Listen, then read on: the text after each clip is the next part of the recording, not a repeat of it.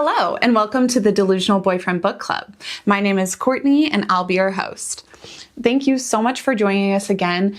I am so excited to have you all here for February of 2025's Manga of the Month.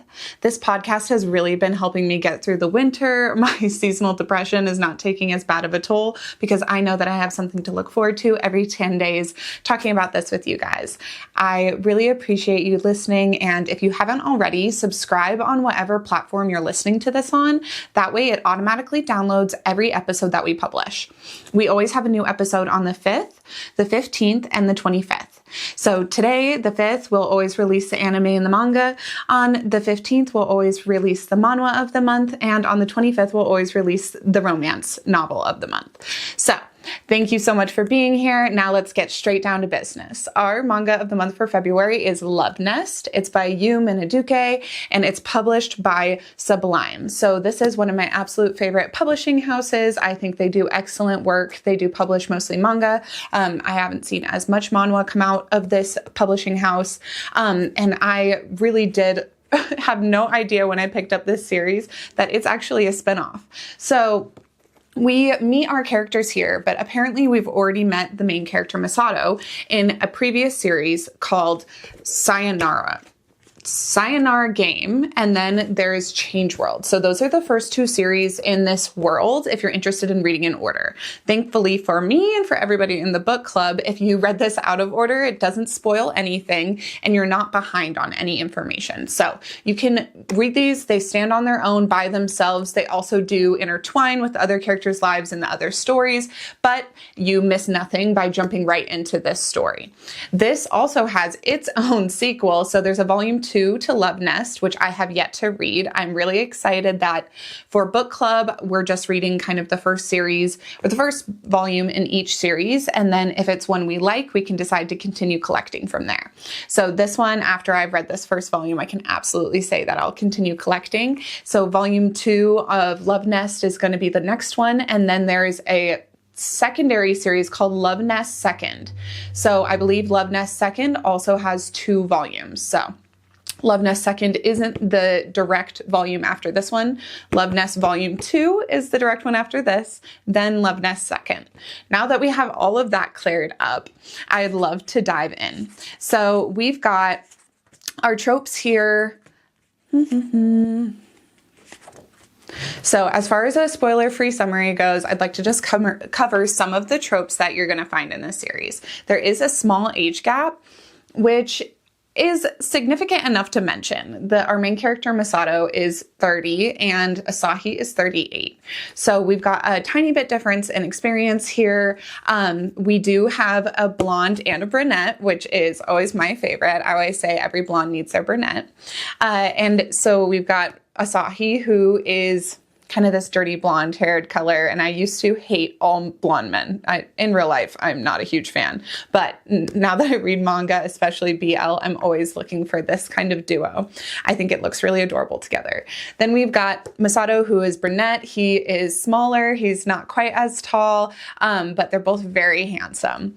We have forced proximity. This story takes place in an apartment mostly. These two become roommates under dubious circumstances, and they're forced to spend a lot of time around each other. Forced proximity is one of my favorite tropes. I think that it makes a lot of sense for BL because there's so many institutions and situations where men are congregating in one place, such as all boys schools and universities, as far as the military goes, as far as sports teams goes. There's just so many opportunities when men are all together to imagine that some romance would spark between them. So forced proximity is definitely at play here, one of the bigger tropes. We have a casual enemies to lovers situation. They definitely aren't like fighting on a battlefield. They're not mortal enemies, but they definitely do get off on the wrong foot. So we've got that trope playing as well. Enemies to lovers. It's another one of my favorites. We also have a straight character. I know that a lot of people are iffy about straight characters in BLs, and they're really iffy about, in general, the trope that somebody is like gay for one person because it feeds into this idea that being gay is a choice. I would like to say that this is much more like a bi-awakening. We have a character who's always thought he was straight, maybe a victim of, comp het, and that would make him, only be picturing partners for himself in the future that are women. But when this character, Masato, comes into his life, he understands that there might be other possibilities. So I would say that we've definitely got a bi-awakening happening here. It is a slow burn. We don't get these two and the payoff from their relationship until the very last chapter, basically. But I think that it is really well paced and I never got bored, and the chemistry builds steadily and wonderfully throughout the entire book. So really fun slow burn. We also have a cliffhanger ending. So at the very end of this, we're left wondering what is going to happen between these two. It's definitely not tied up in a sweet bow. And that is what serves us having a volume 2 and then a spinoff after that. So if slow burns and cliffhangers are not really your thing, maybe you won't like this, but I would say give it a try. They're pretty mild. You have a great idea that everything's going to get its happily ever after in the end. So not too much anxiety on that front. Last but not least, it is uncensored. An uncensored manhwa or manga is definitely always going to get brownie points from me as opposed to the censored copy. I think the artists work really hard to draw these stories, and when they do have explicit spicy scenes, I think it does a bit of disservice to them to take white out and make those into lightsabers, as people call them. So I do like seeing the uncensored action, and if that's something you're into, you're definitely going to like this book. Now, for a full summary, I'm going to get into deep spoilers here. I'm going to break this all down. So if that's not for you and you want to read it first and you haven't yet, then go pick this up. It's on Kindle. It is available in a hard copy. It's available in several different languages. You can get it at Barnes & Noble's, Amazon, through the Sublime website. I think you might be able to get a small discount if you go directly through the website. Anyways, you will be able to find this if you look for it even for a moment. Now, everybody who's sticking with me for the spoilers, let's break it down. So the setup of this story is Masato in his apartment. He has some really loud, noisy neighbors. He works super hard and he wants to enjoy his free time when he's home on his day off. But the neighbors are getting in the way of that, and he goes to the bar where his friend owns the establishment, and he complains to them, "My neighbors are so annoying." And the bar owner says, "Well, I also am into real estate and I have another apartment that I'm not living in. You could go live there for a while, see if that works out for you." He's like, "What's the catch? I can just live there for free." And he's like, "Yeah, you can go live there for free. I think it'll be great. Just don't sign your lease, move on in, and see how it works for you." Thinking this might be too good to be true, but not knowing what else to do, he goes ahead and moves into the new apartment. And upon arrival, he meets Asahi, the other resident of the unit. He didn't know that there was going to be a roommate situation going on here, and it seems that his friend who owns the bar was setting this up on purpose. He knows that both of these characters are maybe a little bit lonely in their current situations and could do with some companionship. So he forces them into proximity with each other in this apartment, and then he leaves town with almost no explanation and says, "Bye, hope you guys enjoy each other. Get to know each other. We can talk about it when I get back." They initially are very displeased with this situation. Asahi is, like I said, a 38-year-old. He's actually an architect, and he works very hard as well. But when he's home, he's a total slob. He hangs out in all of the common spaces. He eats all of the food that isn't his. He sleeps on the couch so that Masato can't use it to watch movies, and that's half the reason that he wanted to live in this house, was for the fancy appliances and the nice big plasma screen TV. So thinking that the situation isn't going to work at all unless he sets down some boundaries, Masato talks to Asahi and says, "I want to use the common spaces in this house, and I think you need to pick up your mess and not put so much responsibility on me to take care of the house and the housekeeper who comes by once a week." And Asahi responds, "I've been living here longer. Why should I, who pays rent, compromise with you, somebody who doesn't, if you're only going to stay here for a short amount of time?" So they eventually do get to a point where Asahi agrees to be a bit more respectful of Masato's space and of the common spaces. but not without a concession. He says, of course, I'm willing to make this compromise if you will be my drinking buddy. And he says, well, I work really hard. I don't know how much time I have for drinking. And Asahi says, it won't be very often. I just want somebody to complain to who I don't know personally. So they crack a bottle of sake, and Masato finds out that Asahi is actually not that great of a drinker, and this isn't going to be that hard of a shtick to keep up. I love this setup. I thought it was very organic. I thought it was realistic. I thought that this is a situation one could find themselves in easily, wanting companionship, not loving the person you're living with, but knowing that they might be your only option. As the story goes on, we do get these characters' backstories and their histories. Mostly when they're drinking with each other, they start to confide in each other their secrets and their hurts, and it comes to light that Masato, the main character who's 30, has fallen in love with a straight man before. And it did not work out well. They had a full relationship that the other man, in the end, told him to forget about, as he got another woman pregnant and moved on to marry her. This has left Masato with a gaping hole in his heart. And speaking of gapes, he also has never, ever offered to bottom again. So moving forward in his life, he had only had shallow relationships with other men and wasn't really looking for anything more serious because he wasn't quite over that situationship. Asahi, on the other hand, has been married to a woman, and that woman cheated on him and left to marry the man that she had an affair with. Both of these characters are heartbroken. Both of these characters are healing. Both of these characters haven't found somebody that they could use as a refuge from this heartbreak until they found each other. It's very clear in the beginning that Asahi isn't attracted to men, but does find Masato cute. He finds him a great cook, and that seems to be the doorway into Asahi's heart. One of my favorite parts of their dynamic is that Masato is a great cook and Asahi can't cook for himself at all. Initially, Asahi is stealing Masato's food, and that is a point of contention for them. But as the story goes along, Masato does agree to cook for him. And as his feelings for Asahi start to grow, they finally go out to eat together, and Asahi kind of frames it as a date. I found this really cute, and when Masato has a couple drinks, he does end up talking to Asahi and kind of confessing his feelings. This is after he had gotten a cold, and Asahi had taken care of him, wiped him down with a cool rag, and Masato had planted a kiss on him. After that kiss, they end up at this dinner together, and Masato says, I know I made things weird, but did you have any feelings when I kissed you like that?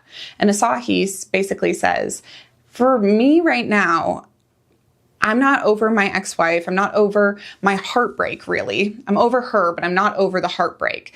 And I don't know if I could ever be in a relationship with a man, but I don't want to say that there's nothing between us. There's genuine chemistry between us, and I don't want to hurt you by saying yes when I don't know if that's my true answer.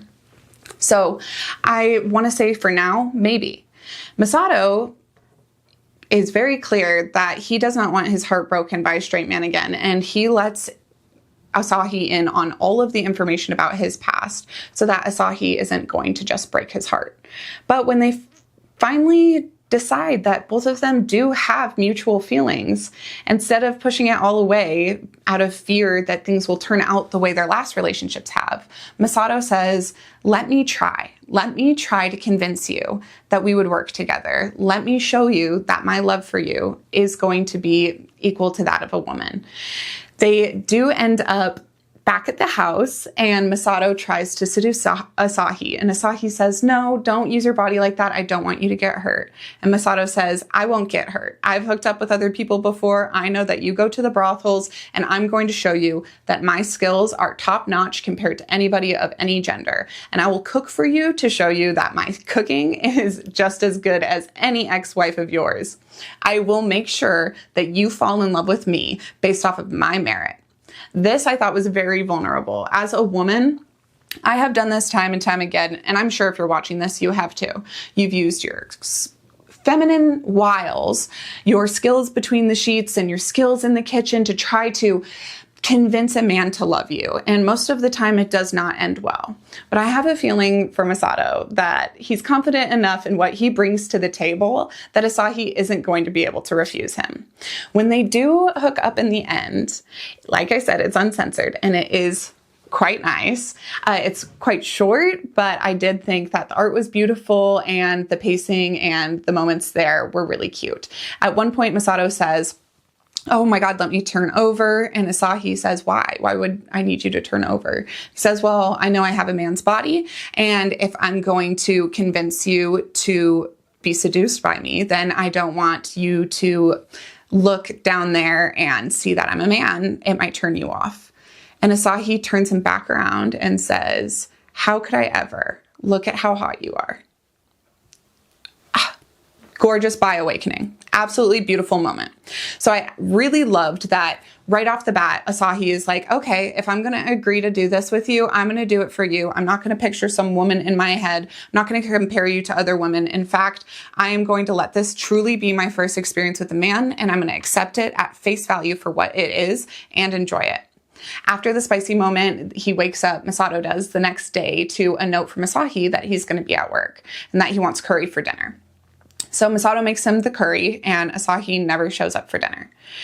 It's kind of heartbreaking for the audience because we've also all been there where we thought maybe a one-night stand was special and was going to turn into something more. And in that note, he doesn't even say thanks for last night.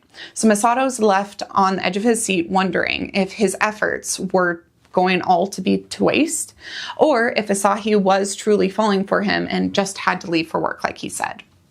Asahi does come home, they eat their curry together, and everything seems to be headed in the right direction. But we are left wondering, is Asahi just filling the void in his heart that his ex-wife left behind? Or does he truly love Masato? Does he truly want his company? Does he want to take things further than being roommates with benefits? Because Masato deserves more than just that, and he's putting his neck out there. He's putting his heart on the line and on his sleeve, and I really hope that it pays off in a mutual way.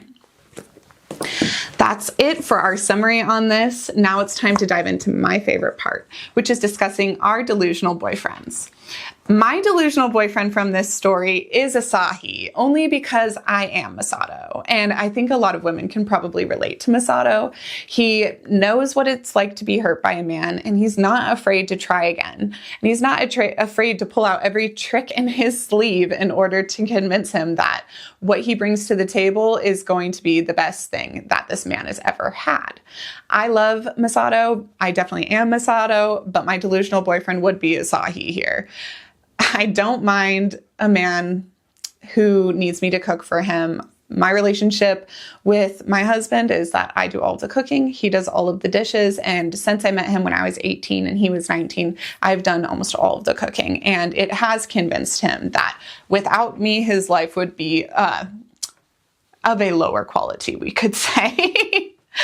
So I love Asahi. I do think that he's like a man's man. He's gruff. He doesn't shave. He is a slob, and a lot of that can really piss me off. But if we're being honest, that is pretty realistic for what it's like to date men in today's day and age. I do think that I would date Asahi IRL. I think that I would love a man 8 years older than me who is a breadwinner and works all of the time, but comes home and likes to hang out on the couch and drink wine with me. Actually, totally acceptable in real life boyfriend. As far as how he measures up and compares to my number one manga delusional boyfriend, I would have to tell you about that boyfriend first. I think for each segment, our manga, our anime, and our romance novel, as well as our manhwa episodes, I am going to break down my favorite delusional boyfriend for that genre. So for manga, my favorite delusional boyfriend would have to be from the series The Birds of Shangri-La. His name is Apollo, and he's also a formerly straight guy who has had a bi awakening. These two characters, Apollo and Asahi, both have a ton in common. Both Both Asahi and Apollo were cheated on by their wives and moved on to be in a relationship with a man and fully accept that man for who he is, regardless of who they had been with in the past. I do think that Apollo is going to remain my number one. Asahi isn't going to dethrone him this soon. Maybe in the next volumes he will, but Apollo is a real ride or die. I could never look at anybody else but the person I'm in love with. And I'm still waiting to see that from Asahi.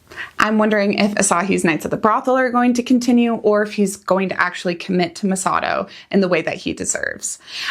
So as far as my delusional boyfriend goes, we've still got our number one from a different series, but as I read Love Nest Volume 2 and Love Nest 2nd, I wonder, and I do believe that Asahi has the potential to dethrone my number one.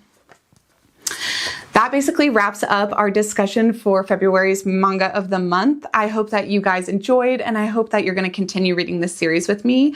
Later on down the calendar, I'm not going to be doing a full episode on this, but I would love to do a bonus episode catching up on how I thought collecting the rest of the series went and how I liked the other volumes in the series. So I hope you join me for that. Again, our podcasts release on the 5th, the 15th, and the 25th, and make sure to subscribe so that the next episode automatically downloads. On the 5th, I always release 2 episodes, the manga and the anime, so please look out for the anime episode as well after this. Don't forget to go to our discussion board on the website, delusionalboyfriendbookclub.com. There is a discussion for everything that we read, and if you put in there what your delusional boyfriend is and what you thought of this series, I'll make sure to respond back to you so we can get a convo going. Also, make sure to go follow us on our other social medias. We are on TikTok and Instagram. We're on Lemonade, and we definitely are going to be putting more on YouTube. But for now, we've just got the podcast on there, but make sure to subscribe anyways. In the future, we're going to have more content, and it would be really fun if that was available to you right away because you're already subscribing. If you could, please rate, review, and subscribe this podcast on the app that you're listening to it on right now. It really helps other people find us. So if somebody's looking for a BL podcast, a yaoi podcast, a romance reverse harem podcast, if you guys rate, review, and subscribe and put in the details, 5 stars, love the reverse harem episodes, love the anime episodes, then when people are searching for a podcast like this, it's going to be more likely to pop up for them. And then we can create this community and get it growing larger and larger all of the time. If you're mostly here for the manga episodes, our next manga for March, the manga of the month for March, is going to be Therapy Game. I can't wait to talk about it. I know it's a ton of people's favorites, and there are spin-off series for that as well. So if you guys are reading along with me, please make sure that you pick up Therapy Game Volume 1 for March, and I can't wait to see you then. Until next time, remember, sometimes the delusion is the solution. Bye.